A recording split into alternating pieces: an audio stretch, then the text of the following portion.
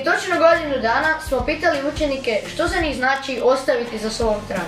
Ali sad imamo neka nova pitanja. Pa kreni, što za tebe znači Lotrščak?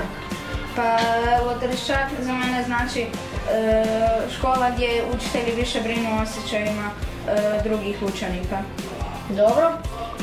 I šta misliš, zašto su te roditelji upisali baš u ovu školu? Najprije bi rekao zbog mentorstva i još zato što je katolička škola.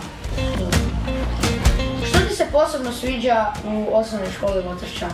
Pa to što su mi prijatelji jako smiješni i profesori su isto dobri. Dobro. I zabavno mi je to što budu zabavni sati. O, lijepo. Hvala. Sad smo sa učenikom Ivanom Pavlom, koji razred. drugi ja. Prvo pitanje će ti biti, što ti je posebno smiješno u školi? Pa moj prijatelj Marto, zato što uvijek smisli neke fore i onda se svi smijeli. A jel znaš možda po čemu je Lotrščak dobio ime? Pa po nekom cvijetu. A, dobro. I šta misliš, koliko Lotrščak ima slova? Brzo. 8.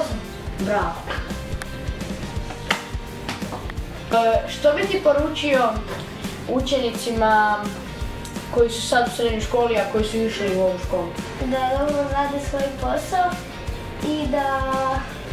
i da postanu učitelji. A, bravo. Tako bi, prašim. I ovo sve čistite, da? Pozor, kraj!